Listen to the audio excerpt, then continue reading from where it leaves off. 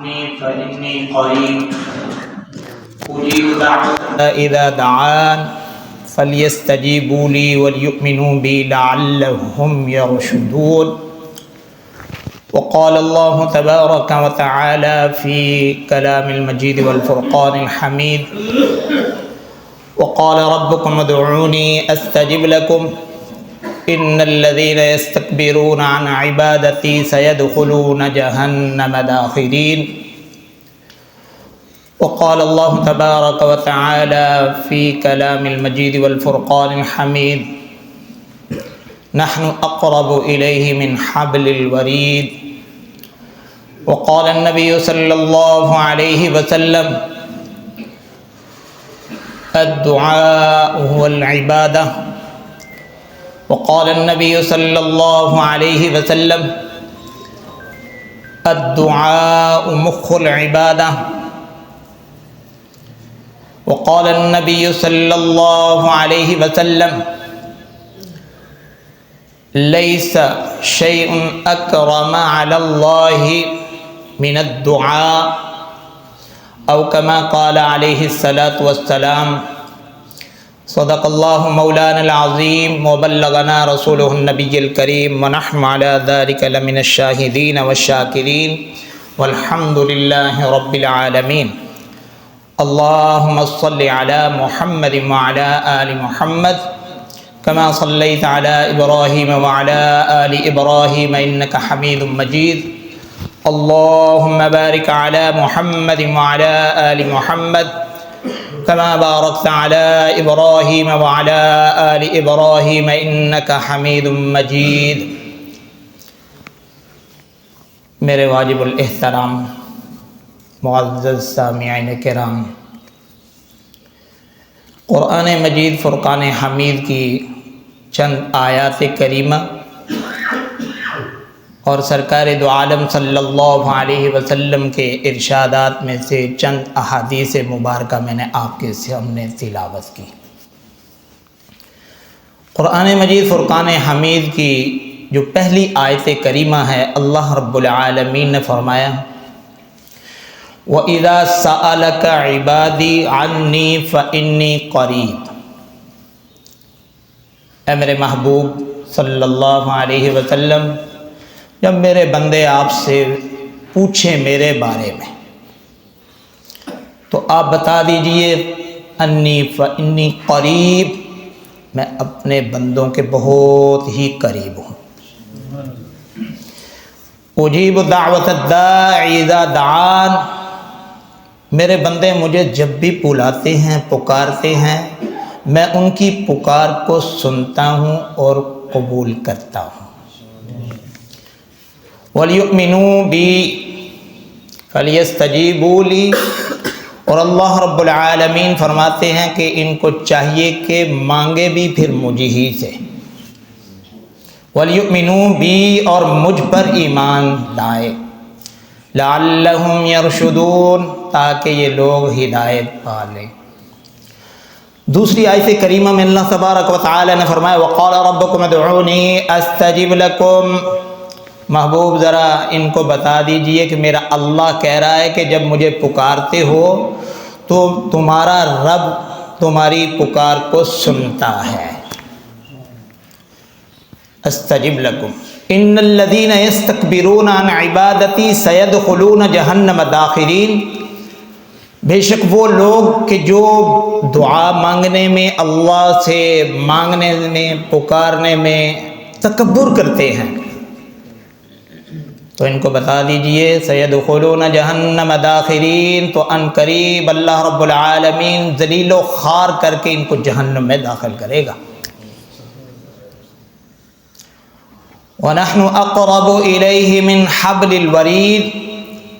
قرآن مجید کی اس آیت کریمہ میں اللہ تبارک و تعالیٰ نے فرمایا کہ میں اپنے بندوں کے بہت ہی قریب ہوں، گویا شاہ رکھ کے بھی زیادہ قریب ہوں۔ قرآن مجید فرقان حمید کی ان آیات سے اللہ تبارک و تعالی نے اس بات کو واضح کیا کہ میرا بندہ ہے، پیدا کرنے والا میں ہوں، خالق بھی میں ہوں، رازق میں ہوں، ہر چیز پہ قدرت رکھتا بھی میں ہوں اور ساری کی ساری نعمتیں انسان کو دینے والا بھی میں ہوں، تو پھر مانگنے کا حق بھی مجھے سے ہے، اور جب بھی میرا بندہ جس حال میں مجھ سے مانگے گا میں اس کی دعا کو قبول کروں گا۔ سرکار دو عالم صلی اللہ علیہ وسلم کا فرمان مبارک ہے، فرمایا کہ الدعاء هو العبادہ، دعا ہی عبادت ہے۔ ایک اور حدیث مبارکہ میں آتا ہے، حضور نبی کریم صلی اللہ علیہ وسلم کا فرمان مبارک ہے، فرمایا الدعاء مخ العبادہ،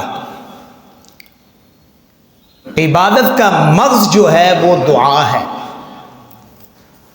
اور سرکار دو عالم صلی اللہ علیہ وسلم کا فرمان مبارک ہے، فرمایا کہ اللہ کے ہاں سب سے زیادہ عزت والی چیز اکرم، اللہ کے ہاں سب سے مقرب عزت والی چیز، فرمایا کہ وہ یہ ہے کہ وہ دعا ہے کہ اللہ سے مانگا جائے ہر حال میں۔ اللہ رب العالمین نے فرمایا قل ما یعبأ بکم، اگر یہ آپ کے اندر یہ بات نہ ہو مانگنے کی تو مجھے تمہاری کوئی فکر نہیں ہے، کوئی پرواہ نہیں ہے۔ اور یاد رکھنا کہ ہر وہ بندہ جس کے پاس کوئی چیز، وہ ایسی چیز نہ ہو اور دوسرا اس کو وہ چیز دے دے، وہ بندہ اس سے کتنا خوش ہوتا ہے کہ یار میرے پاس یہ چیز نہیں تھی۔ جو اس کے پاس چیز نہ ہو اور وہ اس کو مل جائے تو وہ کتنا خوش ہوتا ہے۔ میرا اللہ بھی ایسا ہی ہے، اس کے پاس جو چیز نہیں ہے اس کو جب وہ ملتی ہے تو وہ میرا اللہ بہت خوش ہو جاتا ہے۔ آپ اندازہ لگائیں گے، آپ دیکھیں گے کہ اللہ کے پاس کون سی چیز نہیں ہے۔ اللہ کے پاس سوال نہیں ہے، عاجزی نہیں ہے۔ اور میرا بندہ مجھ سے جب عاجزی کرتا ہے، سوال کرتا ہے، تو میں اس بات پہ خوش ہوتا ہوں، جو مانگتا ہے میں اللہ اس کو پورا کر دیتا ہوں۔ یہ میرے اللہ کا فرمان ہے، میرا بندہ ہے، مجھ سے مانگتا ہے، در در دھکے نہیں کھا رہا، لوگوں کے دروازوں پہ نہیں جا رہا اور جگہ جگہ اپنے سر اور پیشانی کو نہیں ٹیک رہا، مجھ سے مانگ رہا ہے، پھر مجھے شرم اور حیا آتی ہے کہ میرا بندہ مجھ سے مانگتا ہے اور پکارتا بھی مجھ سے مجھے ہی ہے، تو پھر اللہ کہتے ہیں مجھے حیا آتی ہے، میرا بندہ مجھ سے مانگ رہا ہے، میں اس کو دینے پہ قادر مطلق ہوں۔ یاد رکھنا، تو دعا جو ہے وہ ایک، اللہ کے نبی صلی اللہ علیہ وسلم نے فرمایا کہ الدعاء مخ العبادہ۔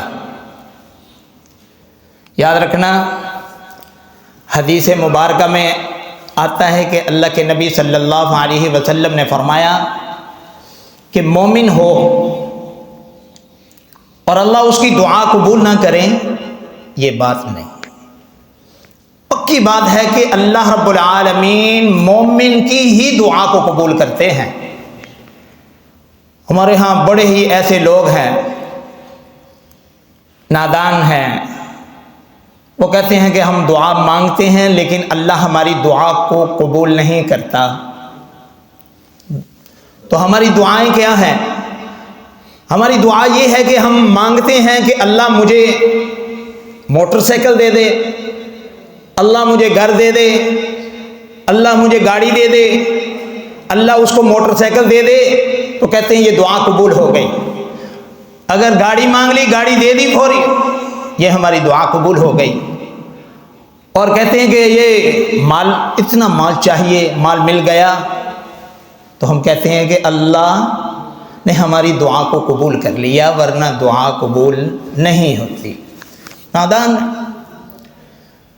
مومن ہو تو مومن کی دعا اللہ رب العالمین اس کی دعا کو رد نہیں کرتے، لیکن دعا کی کچھ شکلیں ہیں۔ بعض دفعہ ایسا ہوتا ہے کہ بندہ جب دعا مانگتا ہے تو اللہ رب العالمین اس کی دعا کو فوراً قبول کر لیتے ہیں۔ فوراً دعا قبول کر لیتے ہیں، جو مانگتا ہے وہ وہی دعا قبولیت ہوئی، مل گئی وہی۔ ایک تو شکل یہ ہوئی۔ دوسری بات یہ ہے کہ جب بندہ دعا کرتا ہے اللہ رب العالمین کے سامنے، تو پھر اللہ سے مانگتا ہے، جو چیز مانگتا ہے لیکن اس کو وہ چیز نہیں ملتی، لیکن اس کے متبادل مل جاتی ہے۔ اس کی مثال یوں سمجھ لیجئے کہ اللہ ہی سب کچھ جانتا ہے کہ میرے بندے کو کیا چاہیے اور اس کے لیے کیا بہتر ہے۔ ماں ہے، گھر میں بچہ ہے، اگر بچہ بلب پکڑنے کی کوشش کرتا ہے، ماں سے بلب مانگتا ہے اور ماں نہیں دیتی، کیا وہ بچے کے لیے نقصان دہ ہے؟ ایک تو یہ شکل۔ دوسری بات یہ ہے کہ وہ بلب اگر دے دے گا تو بلب ہی ضائع ہو جائے گا۔ اگر ماں نہ پکڑنے دے رہی ہے اور نہ ہی بلب دے رہی ہے، آخر ماں ہے نا، تو کچھ نہ کچھ تو دے گی نا، کچھ نہ کچھ تو دے گی نا، تو پھر وہ اس کے متبادل کچھ چیز ایسی دے دے گی۔ تو میرا اللہ بھی ہے، وہ جانتا ہے کہ میرے بندے کے لیے کیا بہتر ہے۔ وہ اللہ جب انسان مانگتا ہے تو پھر اس کے متبادل پھر کیا ہے، پھر اللہ رب العالمین پھر جانتا ہے کہ یہ اس کے لیے فائدہ مند ہے یا نقصان دہ ہے، اللہ اس کے متبادل اس کو عطا کر دیتے ہیں۔ یہ دوسری شکل۔ تیسری شکل یہ ہے کہ جب بندہ دعا مانگتا ہے تو پھر دعا جب مانگتا ہے تو اللہ اس کو اس کی دعا فوراً بھی قبول نہیں کرتے اور اس کے متبادل بھی نہیں دیتے، لیکن ہوتا یہ ہے کہ بعض دفعہ ایسا ہے کہ دعا مانگتا ہے، اللہ اس کی مشکلات کو دور کر دیتے ہیں، مصائب کو دور کر دیتے ہیں، مصیبتیں ٹال دیتے ہیں۔ لیکن اگر یہ چیزیں انسان کے پردہ سے ہٹ جائے تو پھر یہ بندہ سمجھتا ہے کہ اللہ نے میری دعا کو قبول کیا ہے، فلاں دعا مانگی، اس کے متبادل اگر اللہ نے مجھے دیا نہیں تو یہ اس کی شکل میں یہ اللہ نے قبول کر لیا کہ میرے اوپر اتنی مصیبتیں آ رہی، میری اولاد کے اوپر، میری بیوی بچوں کے اوپر، گھر بار میں، اللہ اس کی شکل میں اللہ مصیبتوں کو ٹال دیتے ہیں۔ چوتھی چیز یہ ہے کہ اس کی شکل کہ اللہ رب العالمین اس دعا کو مؤخر کر دیتے ہیں۔ اگر دنیا میں وہ چیز نہیں ملتی تو پھر کیا ہوتا ہے کہ وہ چیز مؤخر کر دیتے ہیں، اللہ اس کو قیامت کے دن وہ چیزیں عطا کر دیتے ہیں۔ حدیث میں آتا ہے کہ جب بندہ جب قیامت کے دن اپنا نامہ اعمال میں جب دیکھے گا، بڑی بڑی نعمتیں ہوں گی، انعامات ہوں گے، بڑی بڑی ایسی چیزیں اس کے سامنے آ جائیں گی، تو کہے گا اللہ یہ کہاں سے مل گئی مجھے، اتنی نعمتیں، اتنے اور اتنے انعامات کہاں سے مل رہے ہیں؟ تو اس وقت اللہ فرمائیں گے کہ یہ وہ انعامات، یہ نعمتیں ہیں جو دنیا میں تو نے مانگی اور وہاں نہیں ملی، آج اللہ نے یہاں پہ تمہیں عطا کر دی ہے۔ حدیث میں آتا ہے کہ اس وقت بندہ یہ کہے گا کہ کاش کہ اللہ رب العالمین میری کوئی دعا دنیا میں قبول ہی نہیں کرتا، ساری کی ساری نعمتیں مجھے یہاں پہ مل جاتی ہیں۔ تو یاد رکھنا کہ یہ دعا ضروری نہیں کہ دعا قبول جو مانگا وہی مل گیا، دعا کی قبولیت کی شکلیں ہیں۔ اور ایک اور بھی بات کہ دعا ہم کرتے ہیں اس کے لیے کچھ شرائط ہیں، دعا کے اسباب بھی ہیں۔ شرائط میں سب سے بڑی بات یہ ہے کہ جب بندہ دعا مانگے تو دعا مانگتے ہوئے اخلاص سے مانگے، اللہ سے مانگے، اور اس کے دل میں یہ بات ہو کہ میں اللہ سے مانگ رہا ہوں، اخلاص کے ساتھ مانگے۔ پھر جب یہ نیت ہوگی اور اس کے دل میں اخلاص ہوگا تو اللہ اس کی دعا کو قبول فرمائیں گے۔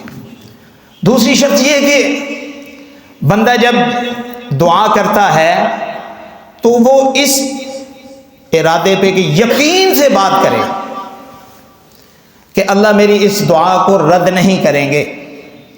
جب یہ اس کے دل میں یقین ہوگا، حدیث میں آتا ہے کہ ادعوا اللہ وانتم موقنون بالاجابہ، دعا اس طرح مانگو کہ میرا اللہ اس کو قبول کر رہا ہے۔ جب یقین کے ساتھ مانگو گے تو پھر اللہ اس دعا کو رد نہیں کرے گا، دعا قبول کرے گا۔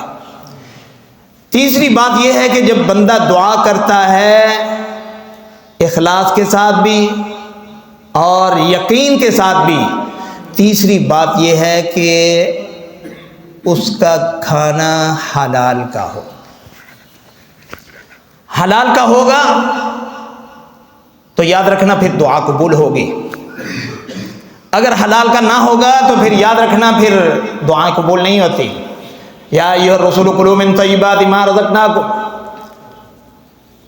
انبیاء کی جماعت کو بھی اللہ تبارک و تعالی نے فرمایا کہ کھاؤ اللہ کی رزق سے، لیکن حلال طیب، وعملوا صالحا، پھر اللہ تمہیں اعمال کی بھی توفیق دے گا، نیک اعمال کی۔ معلوم ہوا کہ جب بندہ نیک اعمال کی توفیق اس وقت ہوتی ہے کہ جب اس کا کھانا بھی اس کا حلال کا ہو۔ اگر حلال کا نہیں ہوگا تو یاد رکھنا پھر دعا قبول نہیں ہوگی۔ سرکار دو عالم صلی اللہ علیہ وسلم کا فرمان مبارک ہے، فرمایا کہ ایک بندہ دور سے آتا ہے اور پراگندہ بالوں والا ہے اور کپڑے بھی اس کے میلے کچیلے، اور آیا بھاگتا ہوا دوڑتا ہوا، آ کر اس نے خانہ کعبہ کی غلاف کو پکڑ کر اللہ کے سامنے گر گرا کر رو رہا ہے اور اللہ سے مانگ رہا ہے، لیکن یہ ہے کہ وہ مطعمہ حرام ہو، وہ مشرب ہو حرام ہو، وہ ملبس ہو حرام ہو، اس کا کھانا بھی حرام کا ہے، اس کا پینا بھی حرام کا ہے، اور اس کا پہننا بھی حرام کا ہے۔ لا یستجیب لہ دعا، فرمایا کہ اس کی دعا اللہ قبول نہیں کرتا۔ آپ اندازہ لگائیے کہ کہاں اس نے پکڑا کس کو؟ غلاف کعبہ کو، اور غلاف کعبہ کو پکڑنے کے باوجود بھی اللہ کے نبی صلی اللہ علیہ وسلم نے فرمایا کہ اس کا کھانا بھی حلال کا نہیں، اس کا پینا بھی حرام کا نہیں، حلال کا نہیں، اور اس کا پہننا بھی حلال کا نہیں، حرام کا ہے۔ اللہ اس حرام کی نحوست سے اللہ اس کی کوئی دعا کو قبول نہیں کرتا۔ اس کا مطلب ہے کہ ہمیں حلال طیب مال کھانا ہوگا اور کمانا ہوگا، ورنہ یاد رکھنا پھر ایسا نہیں ہوگا۔ بعض ایسے بھی ہیں کہ جو حلال کھانے کی وجہ سے مستجاب الدعوات بن جاتے ہیں۔ تو حضرت سعد بن ابی وقاص رضی اللہ تعالی عنہ کے بارے میں آتا ہے کہ حضرت سعد بن ابی وقاص جو بات کرتے تھے وہ بات اللہ پوری کر دیتا تھا، ان کی دعا کو قبول کر لیتا تھا۔ جس طرح آج کل ہم کہتے ہیں یہ فلاں بابا جی ہمارے جو دعا کرتے ہیں وہ دعا اللہ اس کو رد نہیں کرتا۔ حدیث میں آتا ہے کہ جو اللہ والے ہوتے ہیں جب قسم اٹھا لیتے ہیں اللہ ان کی قسم کی لاج رکھ کے وہ جو مانگتے ہیں اللہ اس کو عطا کر دیتا ہے۔ آج اگر ہم اپنے مرشد کے پاس جا کے ہم ان سے دعاؤں کی درخواست کرتے ہیں، یہ دعاؤں کا ان سے کہنا، یا فرمایا کہ حضرت عمر رضی اللہ تعالیٰ عنہ جب جا رہے تھے عمرہ کے لیے تو اللہ کے نبی صلی اللہ علیہ وسلم نے فرمایا یا عمر یا اخی لا انسانی فی دعائک، اے عمر اپنی دعاؤں میں مجھے بھولنا نہیں۔ کہنے والا کون ہے؟ سرکار دو عالم صلی اللہ علیہ وسلم ہے۔ فرمایا عمر جا رہے ہو، عمر مجھے اپنی دعاؤں میں بھولنا نہیں ہے، اس لیے کہ میرے نبی صلی اللہ علیہ وسلم کا فرمان مبارک ہے کہ جب بندہ مومن اپنے کسی مومن کے بھائی کے لیے دعا کرتا ہے غیبوبتن، فرمایا مستجابت، فرمایا کہ جب وہ بات کرتا ہے اپنے بھائی کے غیب میں جب دعا کرتا ہے اللہ اس بھائی کی دعا کو رد نہیں کرتے۔ اگر اپنے بھائی کے لیے بندہ دوسرے مومن کے لیے جب دعا کرتا ہے اور یہ دعا کا یہ حال ہے، اللہ کے نبی صلی اللہ علیہ وسلم نے فرمایا کہ جو بندہ کسی کے لیے مانگ رہا ہے اللہ اس بندے کو اتنی دولت دے دے، اتنا مال دے دے، اللہ اس کو کوٹھی دے دے، بنگلہ دے دے، اور اس کو اے اللہ اعمال کی توفیق دے دے، اے اللہ اس کو فلاں ضروریات اس کی پوری کر دے، تو اللہ کے نبی صلی اللہ علیہ وسلم نے فرمایا کہ اس کے سر کے اوپر ایک فرشتہ ہوتا ہے اور جو کہہ رہا ہے اللہ جو مانگ رہا ہے اللہ اس کے مثل اس کو بھی عطا کرتا ہے۔ ہاں، دعا کی قبولیت کے اسباب بھی ہمارے ہیں۔ جب بندہ انسان کثرت استغفار کرتا ہے اللہ کثرت استغفار کی وجہ سے اللہ اس کی دعا کو قبول کر لیتا ہے۔ پھر جب بندہ اللہ سے مانگے، عاجزی اور انکساری سے مانگے اور اللہ سے مانگ رہا ہے مانگتا بھی وہ اس سے، اللہ سے۔ آج یہ ہماری حالت ہے کہ اللہ سے مانگ رہے لیکن توجہ ہماری اللہ کی طرف نہیں ہوتی۔ جب اللہ کی طرف توجہ نہیں ہو رہی تو پھر اللہ بھی اس کی سنی انسنی کر دیتے ہیں۔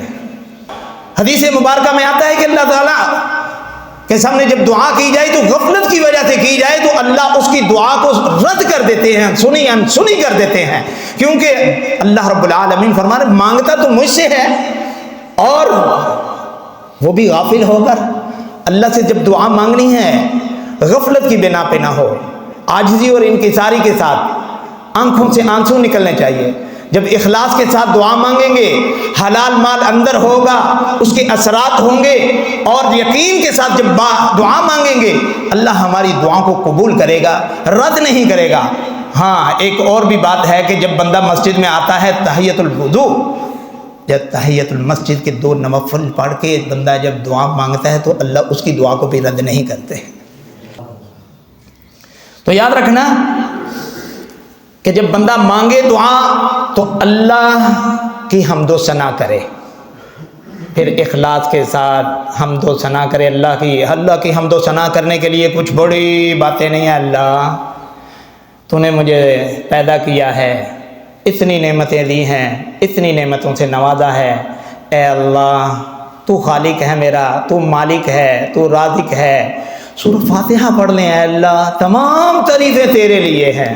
سورہ اخلاص پڑھ لیں، اے اللہ تیری ہی ہے سب کچھ۔